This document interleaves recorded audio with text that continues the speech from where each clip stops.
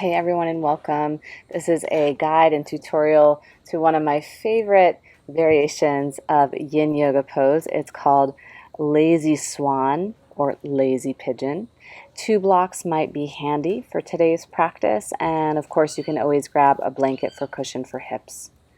Start by bringing your right shin somewhat in alignment with the short top edge of your mat, and then swing your left shin around behind you until you rest on the big toe edge. So you're a little bit in like a pinwheel or deer shape in the lower body. Then you have the option to land your right shoulder atop the inseam of your knee, shown here. Your left fingertips will reach up and overhead.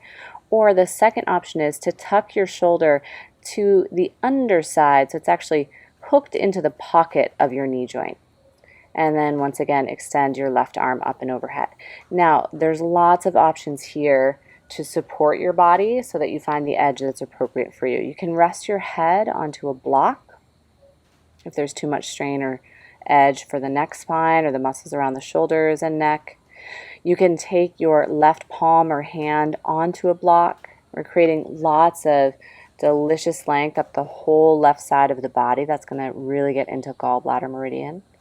You can also bend into your left elbow and rest your palm down to the floor behind you, or rest your hand in front of you if that edge for the shoulder girdle is simply not going to work for your practice today.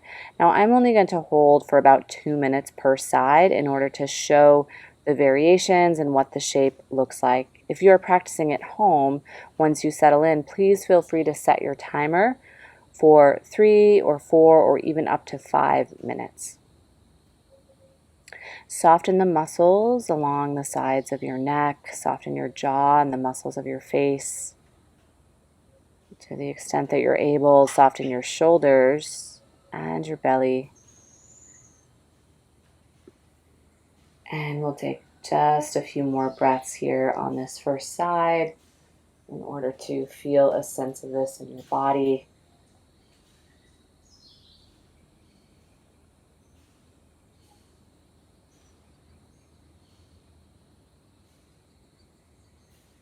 And in the next breath or two, begin to reach your left fingertips upward toward the sky like you're tracing a big rainbow up in the sky above you, and let that momentum lift your upper body. Slide your trunk back towards something neutral. You can tuck your right foot in and then draw your left foot to the front of your mat. Take both of your blocks to the opposite edge of your mat to support you. On the second side, so this time around, review for the lower body. Left shin comes somewhat lined up with the short top edge of your mat. Land onto your big toe edge with your right leg behind you. And then again, left shoulder either lands to the top of your knee or tucks to the underside of that hinge joint. Remember, you can take a block underneath the weight of your head. You can let your head hang down heavy if that feels like it's supported for neck and shoulder muscles.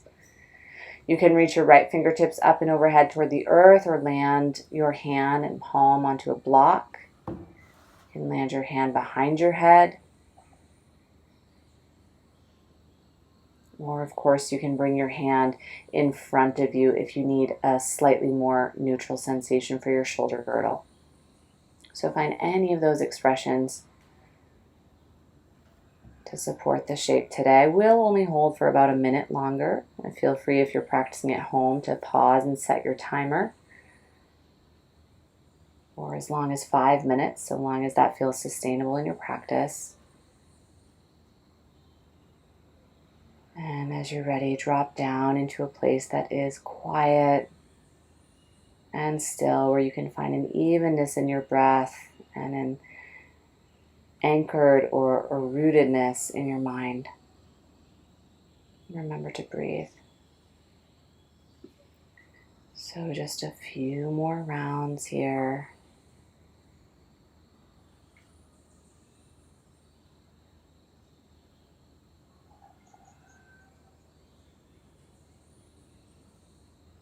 And in the next breath or two, begin to slowly reach your right fingertips up and overhead.